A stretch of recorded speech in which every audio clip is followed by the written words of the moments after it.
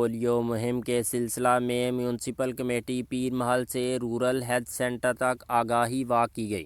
انسداد پولیو مہم کے سلسلہ میں میونسپل کمیٹی پیر محل سے رورل ہیلتھ سینٹر تک آگاہی واک کی گئی، جس کی قیادت اسسٹنٹ کمشنر مس مرحبا نعمت، مرکزی انجمن تاجران کے صدر میاں طارق، چودھری عبدالمجید، رانا شفیق خان، قاری عتیق الرحمان، چودھری سرور انجم، امداد اسلم نے کی۔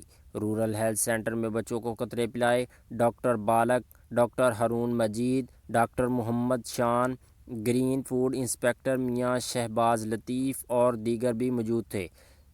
17 فروری سے شروع ہونے والی انسداد پولیو مہم کی سخت مانیٹرنگ کی جائے گی۔ اسسٹنٹ کمشنر مس مرحبا نعمت نے کہا کہ مہم کو 100% کامیاب کیے بغیر چین سے نہیں بیٹھیں گے۔ مہم کے دوران انتظامی مشینری فعال رہے گی۔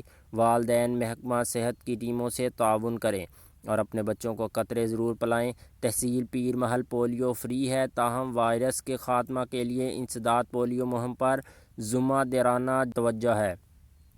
100% بچوں کو قطرے پلانے کو یقینی بنایا جائے گا۔ چودھری عبدالمجید نے کہا کہ وزیر اعظم پاکستان عمران خان صحت مند پاکستان کے لیے پرعزم ہیں اور وطن عزیز کو پولیو فری بنا کر ہی دم لیں گے۔ ڈاکٹر شان نے کہا کہ انسداد پولیو مہم کے تمام تر انتظام مکمل ہیں۔ مہم کے دوران مانیٹرنگ ٹیمیں سرگرم رہیں گی۔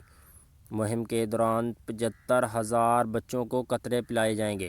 محکمہ صحت کی سب ٹیمیں فرائض انجام دیں گی۔